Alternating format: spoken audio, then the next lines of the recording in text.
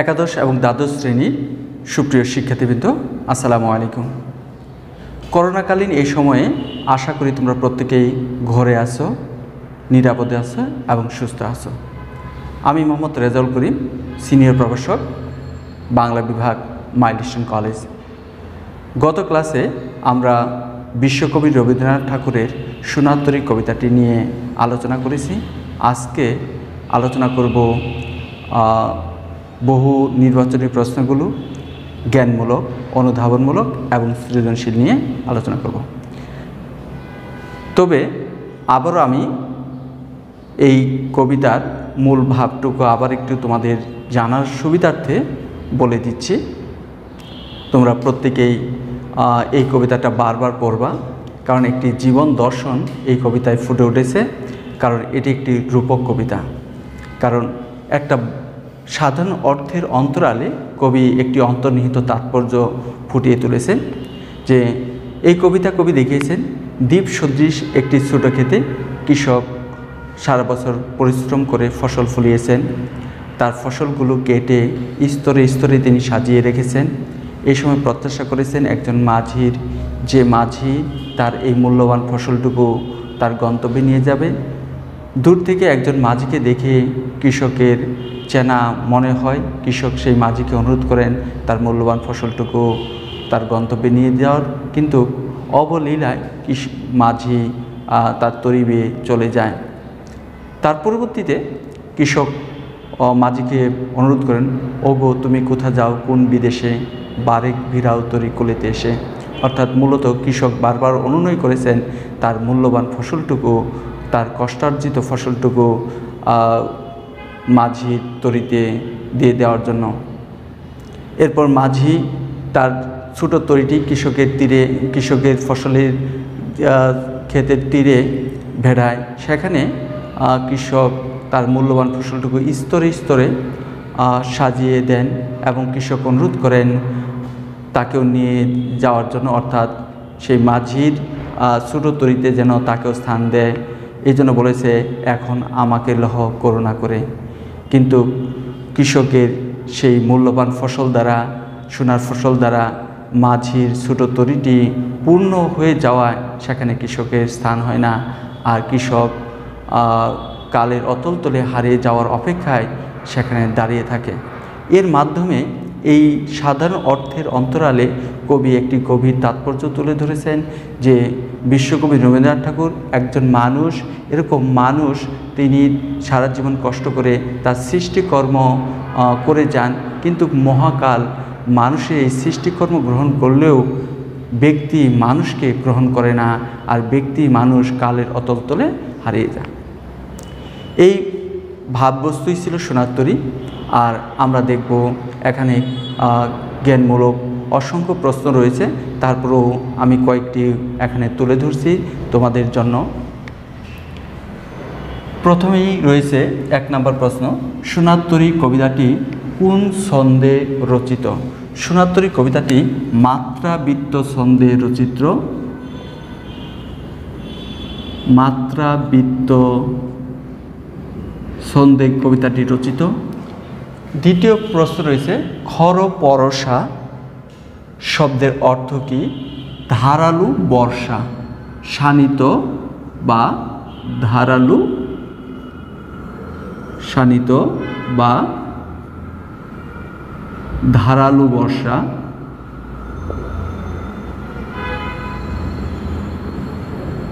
শানিত বা ধারালু বর্ষা। তারপর রয়েছে, চারদিকে বাঁকা জল কি করছে? চারদিকে বাঁকা জল খেলা করছে। চারদিকে বাঁকা জল খেলা করছে। ক্ষুরধারা শব্দের অর্থ কি? ক্ষুরধারা শব্দের অর্থ হলো ক্ষুরের মতো ধারালো। ক্ষুরের মতো,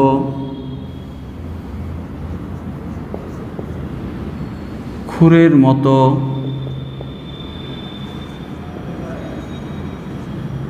ধারালো। 5 নম্বর প্রশ্ন রয়েছে, সোনার তরী কবিতায় মাঝি কিসের প্রতীক? সোনার তরী কবিতায় মাঝি মহাকালের প্রতীক। মাঝি মহাকালের প্রতীক।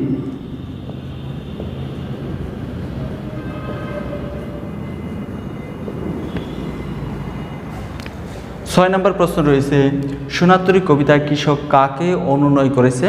অর্থাৎ সোনারতরী কবিতায় কৃষক মাঝিকে অনুনয় করেছে তার মূল্যবান ফসল নিয়ে যাওয়ার জন্য। অতএব মাঝিকে অনুনয় করেছে।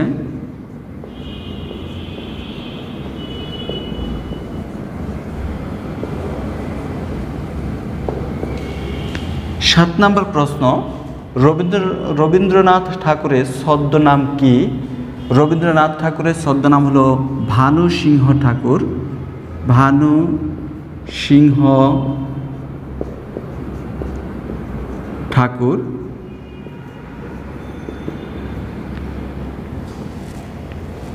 আট নম্বর প্রশ্নতে রয়েছে, সোনার তরীতে কার স্থান হয় না? সোনার তরীতে কৃষকের স্থান হয় না, অর্থাৎ কৃষকের মূল্যবান ফসল দ্বারা পরিপূর্ণ হয়ে যাওয়া, সেখানে কৃষকের স্থান হয়নি। অতএব উত্তর হবে কৃষকের স্থান হয় না।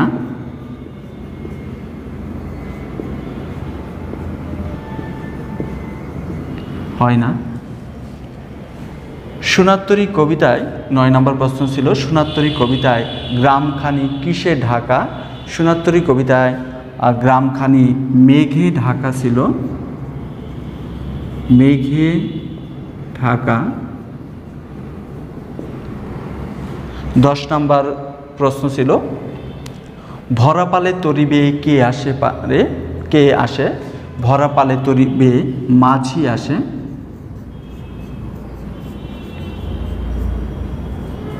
ভরা পালে তরিবে মাঝি আসে। এছাড়াও অসংখ্য জ্ঞানমূলক রয়েছে, তোমরা বইয়ের প্রত্যেকটা লাইন পড়বা, পড়লে এর থেকে জ্ঞান এবং অনুধাবনমূলক প্রশ্নগুলো বের হবে। এখন আমি দেখিয়ে দিচ্ছি পাঠ্য বইয়ের যে বহুপদী বা বহু নির্বাচনী প্রশ্ন রয়েছে সেগুলো কেমন ছিল বা তার উত্তরগুলো কি হবে। তোমরাও বইটা ধরে তোমরাও পাঠ্যপুস্তকের যে বহু নির্বাচনী প্রশ্ন রয়েছে তার উত্তরগুলো মিলিয়ে নিতে পারো। এখানে প্রশ্ন রয়েছে, 1 নম্বর প্রশ্ন বহু নির্বাচনী, ওগো তুমি কোথা যাও কোন বিদেশে? এখানে তুমি কে? 4টা অপশন ছিল, কৃষক, তরী, মাঝি, কবি। অতএব ওগো তুমি কোথা যাও কোন বিদেশে, এখানে তুমি কে? তুমি মাঝি, কারণ এই কথাটা কৃষক বলেছিলেন। 2 নম্বর প্রশ্ন রয়েছে, কবি সুরক্ষেত বলতে কি বুঝাতে চেয়েছেন?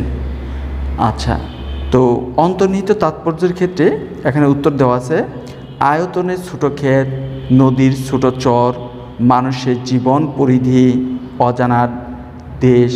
মূলত উত্তর হবে মানুষের জীবন পরিধি। একটি উদ্দীপক রয়েছে, সেই উদ্দীপকটা ছিল এরকম যে নিচের অনুচ্ছেদটি পড়ে 3 ও 4 সংখ্যক প্রশ্নের উত্তর দাও। জৈনুল আবিদিন বিখ্যাত চিত্রশিল্পী, তিনি শিল্পাচার্য নামে পরিচিত। তার বিখ্যাত শিল্পকর্মের মধ্যে রয়েছে দুর্ভিক্ষের চিত্রমালা, সংগ্রাম, সাঁওতাল রমণী, ঝড় এবং আরও অনেক ছবি। পৃথিবীর মানুষ এই শিল্পীর পেন্সিলের আঁচড়ে প্রতিফলিত দুর্ভিক্ষ তাড়িত মানুষও সেই সময়কে আজও অনুভব করে। বর্তমান ঢাকা বিশ্ববিদ্যালয়ের চারুকলা অনুষদ প্রতিষ্ঠায় তিনি ছিলেন পুরোধা ব্যক্তিত্ব। এটা ছিল উদ্দীপক। এখান থেকে 3 এবং 4 নম্বর প্রশ্ন করা হয়েছে, জৈনুল আবিদিনের সঙ্গে সোনারতরী কবিতা কিসের সাদৃশ্য রয়েছে? এখানে 4টা অপশন রয়েছে, মাঝি, খ নাম্বার রয়েছে ভরা নদী, গ নাম্বার রয়েছে তরী, খ নাম্বার কৃষক। তাহলে উত্তর আসবে সোনারতরী কবিতা কিসের সাদৃশ্য রয়েছে? কৃষকের সাথে সাদৃশ্য রয়েছে জৈনুল আবিদিনের। 4 নম্বর প্রশ্নে বলা হয়েছে, উক্ত সাদৃশ্যের প্রেক্ষাপটে বলা যায়, ক নাম্বার জীবন অতি সংক্ষিপ্ত, খ নাম্বার সৃষ্টি অবিনশ্বর, গ নাম্বার সম্পদ ক্ষণস্থায়ী, ঘ নাম্বার সময় অনন্ত প্রবাহী। তাহলে 4 নাম্বার অপশন সময় অনন্ত প্রবাহী। এবার দেখব সোনার কবিতা অনুধাবনমূলক প্রশ্নের উত্তরগুলো। সাধারণত প্রিয় শিক্ষার্থীরা, তোমরা অনুধাবনমূলক প্রশ্নের উত্তর করবা 2টা পার্টে। প্রথম অংশে তোমরা লিখবা জ্ঞান, আর দ্বিতীয় অংশে তোমরা লিখবা অনুধাবন। তো একটা অর্থাৎ জ্ঞানের অংশ লেখার পর অবশ্যই একটু ফাঁকা রেখে তোমরা অনুধাবন লিখবে, তাহলে পরীক্ষায় তোমরা পূর্ণ নাম্বার পাবে। এদিকে অবশ্যই খেয়াল রাখবে। এখানে সোনার কবিতা আমি কয়েকটি জ্ঞান অনুধাবনমূলক প্রশ্ন লিখেছি। যে একখানি ছোট ক্ষেত আমি একলা বলতে কবি কি বুঝিয়েছেন?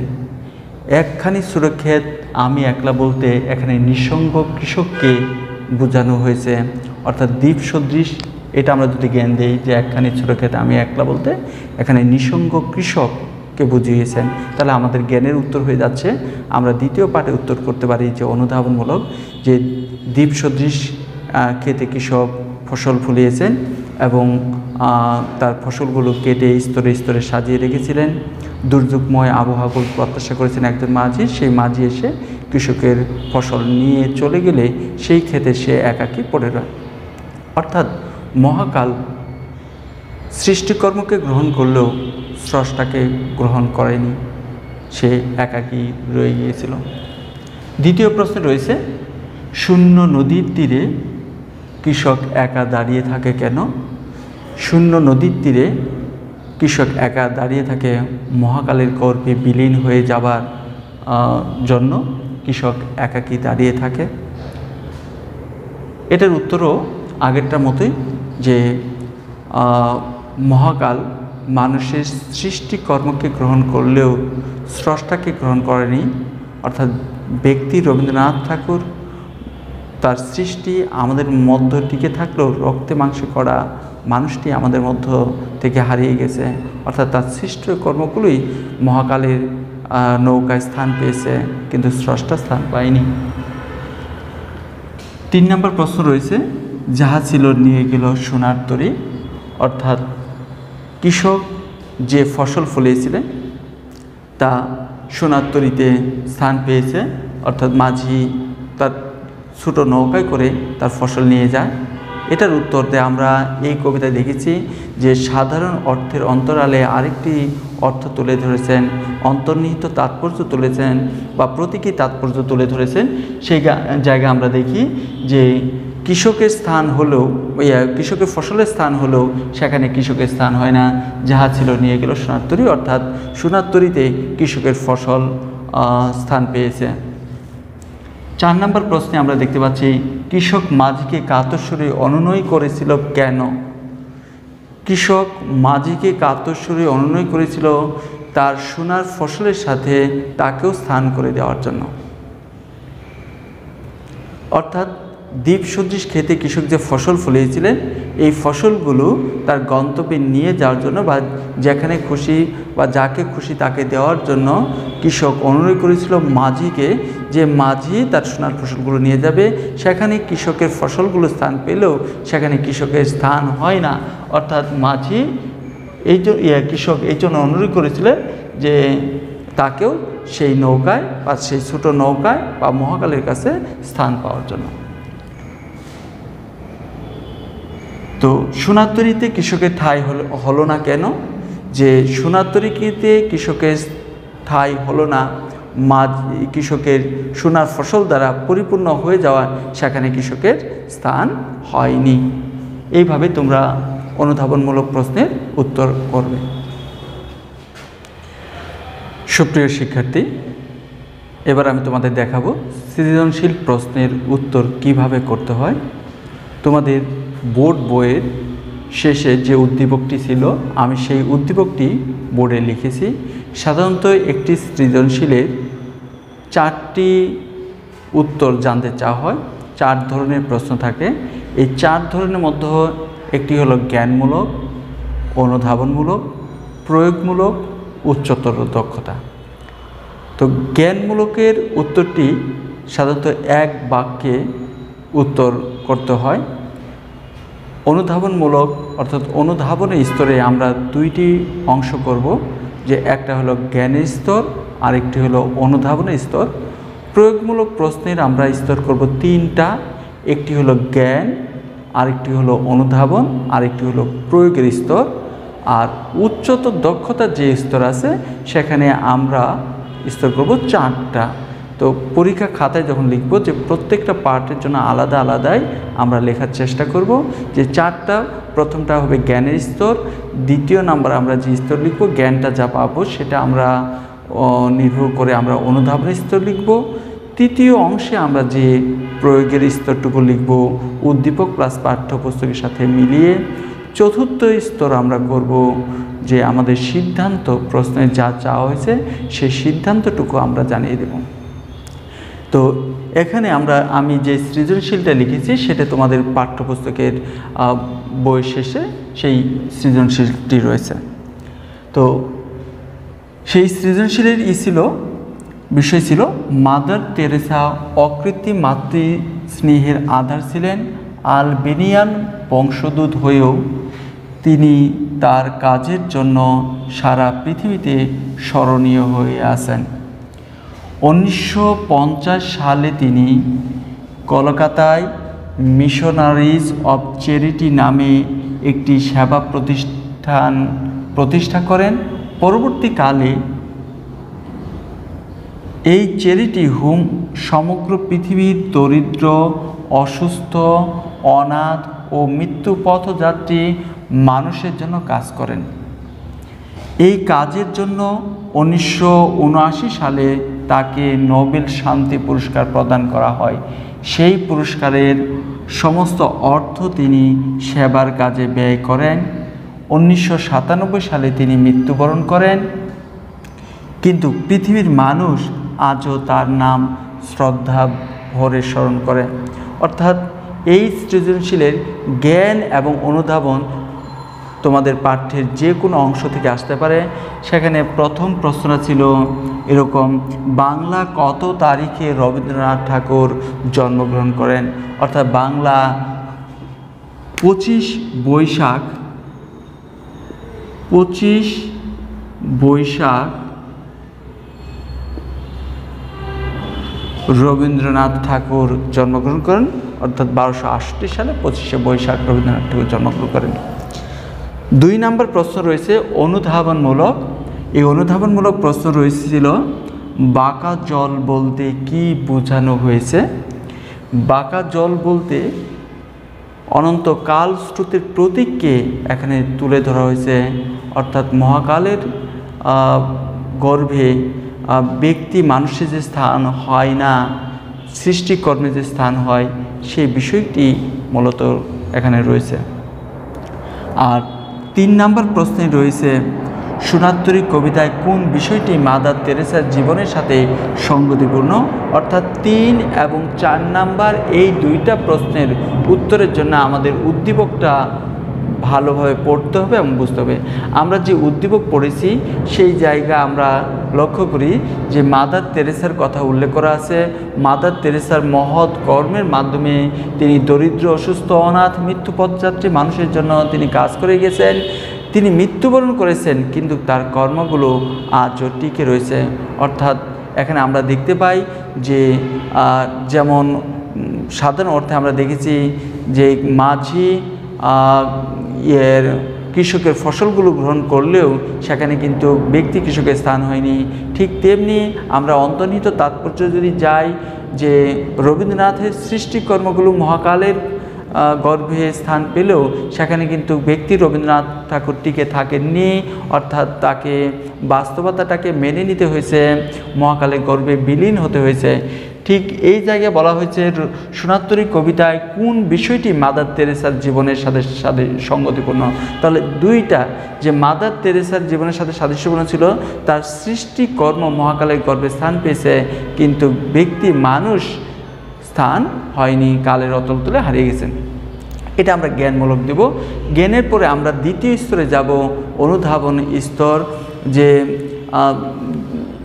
জীবনের এক নির্মম সত্য, মৃত্যু অবধারিত, অর্থাৎ মৃত্যু তাকে বরণ করে নিতে হয়।